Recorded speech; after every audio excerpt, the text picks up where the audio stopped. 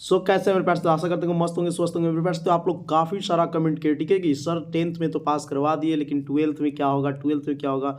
तो आपका मेरे पास तो अगर 1 फरवरी से एग्जाम स्टार्ट है तो आपको भाग से ही ये वीडियो मिला होगा मेरे पास, तो ठीक है। क्या सर जी फिजिक्स का बहुत क्वेश्चन पढ़ रहे हैं सर, समझ में नहीं आ रहा है इस बार ऑब्जेक्टिव कहाँ से आने वाला है। तो मेरे पास तो ये जो बुक है ना, सारा का सारा आपको 35 का 35 क्वेश्चन मेरे पास तो यहाँ से हम आपको दिवा देंगे, ठीक है। देखिए थोड़ी देर हुई है मेरे पास तो, लेकिन आप लोग अगर इसको पढ़ लेते हैं, एक नज़र देख लेते हैं, तो आपका सारा का सारा प्रश्न मेरे पास तो यहीं से रहने वाला भाई साहब। कुल प्रश्नों की संख्या मेरे पास तो कितना आएगा जी, 35 नंबर का आपका ऑब्जेक्टिव होगा मेरे पास। तो कितना नंबर का एग्जाम होता है, 70, ये सब तो आप लोग जानते ही होंगे। ऑब्जेक्टिव और सब्जेक्टिव देख लीजिए मेरे पास तो, लघु उत्तरीय और दीर्घ उत्तरीय कितना होता है। चलिए मेरे पास तो आपको चैप्टर भी पता होगा कि हाँ सर हम तो ये चैप्टर पढ़े हैं, ये भी चैप्टर पढ़े हैं, ये भी पढ़े, बहुत सारा पढ़े हैं सर, लेकिन ऑब्जेक्टिव नहीं पता चल रहा है, ठीक है जी। फर्स्ट चैप्टर का क्या नाम है मेरे पास तो, electric charge and electric field, विद्युत आवेश तथा विद्युत क्षेत्र, ठीक है जी।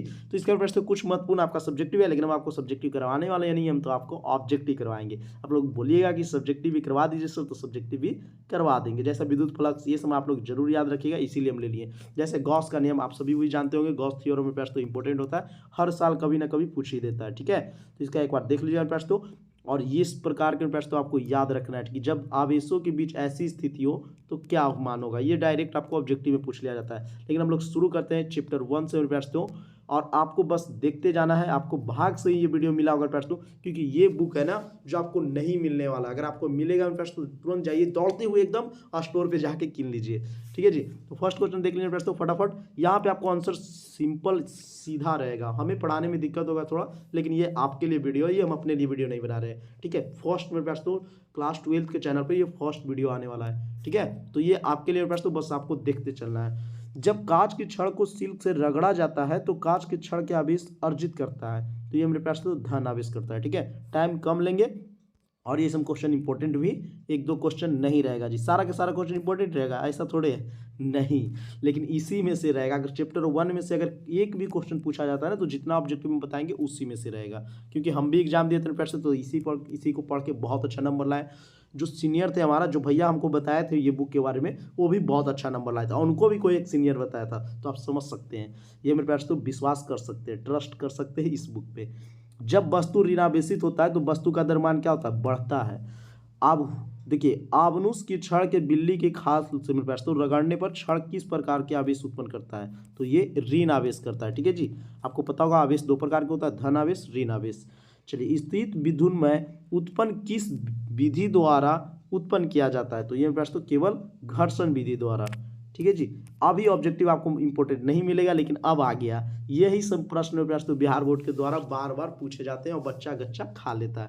लेकिन क्लास 10 से तो सिंपल था, विद्युत धारा किसे कहते हैं, विद्युत धारा का SI मात्रक क्या है, बोल्ट का SI मात्रक क्या है, क्या जी, बोल्ट मतलब किसका SI मात्रक होता है। लेकिन यहाँ पे मेरे पास ऐसे रहता है सर जी, याद नहीं होता है, तो आप लोग बस देखते जाइए। एक स्थिर विद्युत आवेश मेरे पास तो Q, वस्तु भी वेग मेरे पास तो गतिशील कर दिया जाता है, ठीक है। तब वस्तु पर आवेश क्या होगा, तो इसका Q ही रहेगा, परिवर्तित नहीं होता है।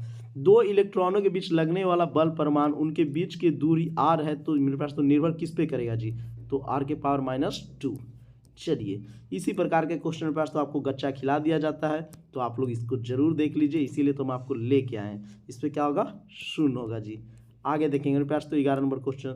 यदि दो आवेशों के बीच दूरी दुगनी कर दी जाए तो उनके बीच पर लगने वाला बल कितना होगा, सर जी जल्दी ऑप्शन लाइए, जल्दी ऑप्शन लाइए। तो 1/4 गुना होगा, ठीक है जी। और एक चीज़ याद मेरे पास तो, एक भी आपको ऑब्जेक्टिव इसमें गलत नहीं मिलने वाला है, ठीक है। तो आप लोग देखते चलिए, ये सब मेरे पास हम कोई इंपॉर्टेंट थोड़े हैं, बस आपको देख लेना है। हाँ, ये सब क्वेश्चन आपको पूछा जाता है। एक पिच मेरे पास तो गेंद इतना है, 10⁶ इलेक्ट्रॉनों को जोड़ दिया जाए तो पिच का गेंद का आवेश होगा, तो 1.60 10⁻13। चलिए, ये क्वेश्चन देखिए 2018 में पूछा गया प्रश्न। चालक पदार्थ से बने असीमित आवेशित पतली चादर की सतह निकट स्थित किसी बिंदु का विद्युतीय क्षेत्र का मान होगा। अगर भाई साहब आप इस वीडियो पे आ गए हैं तो पूरा वीडियो देख के जाइएगा, तभी आपको मजा आने वाला है, ठीक है। मैं पढ़ सकते हो, याद रखिएगा ऑप्शन नंबर C, ठीक है जी। चलिए, और आपके जो भी दोस्त हैं उनके पास शेयर कर दीजिए कि भाई साहब पूरे साल आप मस्ती किए हैं, 1 महीना बच रहा है, 1.5 महीना बच रहा है, आप ये क्वेश्चन ले लो और पढ़ लो, आपका काम हो जाएगा। दिए गए चित्र में Q आवेश पास तो कुल बल के Q/Q, ठीक है, का मान होगा तो 2√2G।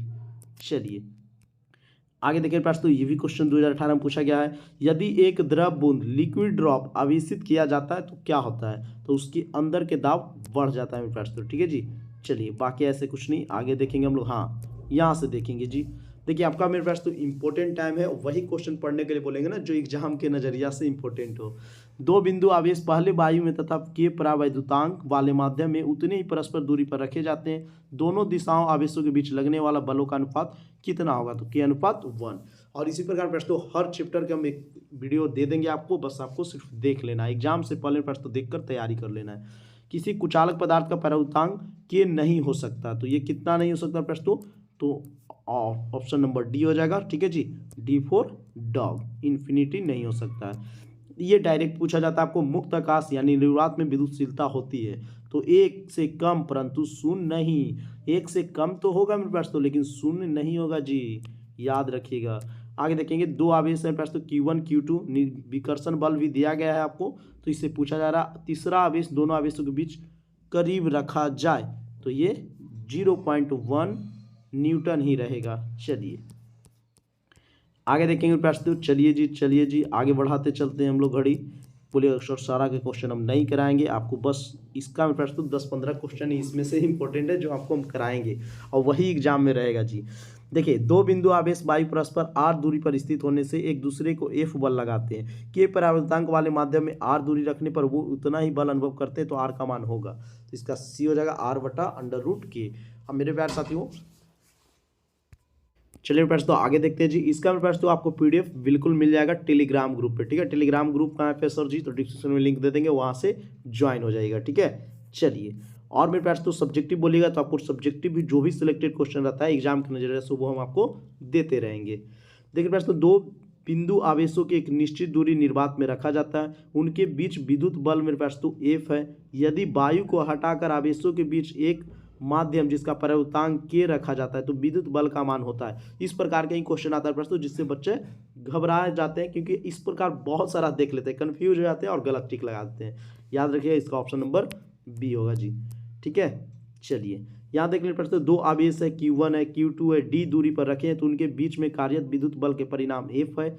यदि आवेशों के बीच के माध्यम जिसका परावर्तनांक 4 रखा जाता है तो विद्युत बल का मान हो जाएगा तो F/4। ठीक है जी, चलिए अब देखिए प्रश्न, ये तो बहुत ही मोस्ट इंपोर्टेंट क्वेश्चन है। मुक्त आकाश की विद्युतशीलता या परावर्तन का एसआई मात्रक क्या है? ठीक है, तो याद रखिए प्रश्न option number D.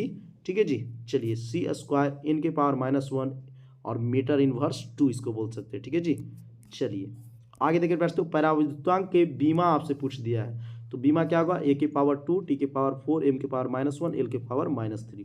Option number A is the right answer. चलिए आगे देख लीजिए प्रश्न, तो हाँ इस टाइप के भी क्वेश्चन आपको बिहार बोर्ड में डायरेक्ट पूछ दिया जाता है कि दो इलेक्ट्रॉनों के बीच विद्युत बल भी दिया गया है, गुरुत्वाकर्षण बल का मान क्या होगा? तो फटाफट इसका आप लोग तो कमेंट कर सकते नहीं, लाइव है नहीं तो इसका हम बता देते हैं दोस्तों। 38 का राइट आंसर हो जाएगा। ठीक है जी, ऑप्शन नंबर ए 10⁻42 42। और यही मेरे पास तो रहे, दो प्रोटॉनों के बीच विद्युत बल और गुरुत्वाकर्षण बल का अनुपात कितना होता है? यहाँ पे इलेक्ट्रॉन है, यहाँ पे प्रोटॉन है। तो चलिए प्रश्न तो फटाफट आप लोग बता दीजिए जी इसका कितना हो जाएगा, आप लोग कमेंट करके बता सकते हैं, पढ़े तो होंगे। चलिए 10⁻38। ठीक है, सी नंबर। चलिए मेरे प्यारे साथियों आगे देख लेते हैं जी, ये सब तो न्यूमेरिकल रहने देते हैं। हाँ, विद्युत आवेश का एसआई मात्रक सभी लोग जानते हैं, लेकिन ये जानते हैं सभी लोग कंफ्यूज क्यों रहते हैं कि मेरे पास तो इसका बहुत ही सिंपल होता है, बहुत ही छोटा होता है। आवेश का क्या होता है जी? कूलॉम होता है। ठीक है, चलिए एक कूलॉम आवेश में कितनी मेरे पास तो इलेक्ट्रॉनों की संख्या होती है? तो आप लोग इसको तो सिंपल आप लोग जवाब देके बता सकते हैं, क्या होगा? 6.25 × 10⁻18। यस सर जी। चलिए आगे देखेंगे प्यारे साथियों। देखिए इस प्रकार के क्वेश्चन आपको एकदम घोर कर पी जाना है। दो आवेशित चालक गोले की त्रिज्या R1 और R2 है। यदि गोले पर पृष्ठीय आवेश घनत्व समान है तो उनके आवेश के अनुपात होगा 48 का आप लोग कमेंट कीजिए। ठीक है, इसका राइट आंसर ए हो जाएगा जी। चलिए देखिए प्रश्न, ये आपको याद रखना है। ठीक है, विद्युत द्विध्रुव आघूर्ण का एसआई मात्रक क्या होगा? विद्युत द्विध्रुव आघूर्ण का एसआई मात्रक क्या होगा? बहुत बार पूछा गया है। ठीक है, तो जूल कूलॉम बट्टा न्यूटन। चलिए आगे देखें प्रश्न, तो विद्युत द्विध्रुव आघूर्ण है। ठीक है, यहाँ पे आघूर्ण लगा दिया गया है। 52। तो इसका बता दीजिए मेरे पास तो क्या होगा जी, कूलॉम मीटर, कूलॉम मीटर। आगे देखेंगे, चलिए आगे देखेंगे मेरे पास तो इसका 53 नंबर, ठीक है जी। विद्युत द्विध्रुव आघूर्ण के व्यवहारिक इकाई क्या है, तो इसका हो जाएगा डिवाइड, ठीक है। चलिए 50 तक पहुंच गए हम लोग, आगे डायरेक्ट ले लिए क्योंकि उसमें बीच में कोई क्वेश्चन इंपॉर्टेंट नहीं था। हाँ, इसको आपको जरूर देखना है। प्रस्तुत द्विध्रुव के मध्य r दूरी पर स्थित बिंदु द्विध्रुव के कारण विद्युत क्षेत्र या विद्युतीय क्षेत्र की तीव्रता निर्भर करते हैं किस पे, तो 1/r⁻Q, ठीक है। चलिए और देखिए प्रश्न 25 नंबर, बिंदु आवेश के कारण r दूरी पर स्थित बिंदु आवेश जो दिया गया आपको क्षेत्र का परिमाण निर्भर करता है, तो 1/r², ठीक है। और यहाँ पे पास तो 1/r3 था जी, तो याद रखिएगा दोनों में अंतर ध्यान से, ये नहीं कि ये पूछे तो ये लगा दीजिएगा, ये पूछे तो ये लगा देना प्रश्न हो। देखिए मुक्त आकाश के परावैद्युतांक यानी एप्सिलॉन नोट का मान होता है तो 8.85 × 10⁻12 फराडे, याद रखिएगा, ठीक है। इंपॉर्टेंट क्वेश्चन है। आगे देख लेंगे प्रश्न, प्रति इकाई क्षेत्रफल विद्युत फ्लक्स कहलाता है, प्रति इकाई क्षेत्रफल विद्युत फ्लक्स कहलाता है, क्या कहलाएगा, विद्युत क्षेत्रफल। विद्युत फ्लक्स का ऐसा ही मात्रक क्या होता है, विद्युत फ्लक्स का ऐसा ही मात्रक क्या होता है, तो जूल बटा कूलॉम, जूल बटा कूलॉम। आगे देखिए इनमें से कौन सा विद्युत फ्लक्स का मात्रक नहीं है, तो न्यूटन मीटर बटा कूलॉम, ठीक है जी। क्या होगा, न्यूटन मीटर बटा कूलॉम। मेरे एक प्रश्न तो आपको आईना दिखाना का काम था कि आप लोग एक देख लीजिए किस टाइप के क्वेश्चन आता है प्रश्न, तो क्या चैप्टर 1 में आपको सारे के सारे याद है कि नहीं। अगर इस टाइप के आपको नहीं याद है तो फटाफट आप लोग याद कर लीजिए, नहीं तो एग्जाम में जाकर प्रश्न तो आप गच्चा खा जाइएगा, ठीक है। चलिए विद्युत फ्लक्स के बीमा, ये सब जितने क्वेश्चन है ना इंपॉर्टेंट है, MKL3 T−3 I−1, option number A is the right answer जी, ठीक है जी। चलिए ये देखिए इस टाइप के तो आप देखे होंगे क्वेश्चन बैंक होगा प्रश्न, तो सारा जो हम आपको बता रहे हैं ना, हम अपना अनुभव से बता रहे हैं, यही क्वेश्चन आपका एग्जाम में रहता है। किसी बंद पृष्ठ के भीतर विद्युत द्विध्रुव रखा गया तो पृष्ठ के निर्गत कुल फ्लक्स कितना होगा, 0 हो जाएगा। कभी भी बंद की बात रहे प्रश्न तो उसका 0 हो जाएगा, याद रखिएगा। देखिए गॉस नियम के अनुसार गॉस का प्रश्न जो आवेश पहला अनंत लंबाई सीधा तार के कारण के विद्युत क्षेत्र पर निर्भर करता है, तो 1/r, ठीक है जी। देखें एक में 1/r होता है, एक में 1/r के होल स्क्वायर होता है, एक में r के पावर Q हो जाता है, क्या जी। तो ये आपको कंफ्यूज नहीं होना, याद रखना है हमेशा, कौन में कैसे पूछेगा वो याद रखना है। इस प्रकार प्रश्न हम फर्स्ट चैप्टर को आपको बहुत ही जितने इंपॉर्टेंट क्वेश्चन था सब लगभग बताएं, इतना आपको कम से कम याद होना चाहिए। अगर मेरे प्यार से वीडियो पसंद आएगा तो इस चैनल पे पहली बार वीडियो अपलोड होने जा रहा है, ठीक है, तो आप लोग लाइक शेयर सब्सक्राइब जरूर कर दीजिएगा। और मेरे पास तो दोस्तों के पास तो जरूर शेयर कीजिएगा, भाई लास्ट समय में इतना पढ़ लीजिए, और उसके बाद सेकेंड चैप्टर को भी हम लेके बहुत जल्द आएंगे, बस आप लोग कमेंट कीजिएगा। तब मिलते हैं पास तो नेक्स्ट वीडियो में, तब तक के लिए जय हिंद जय भारत।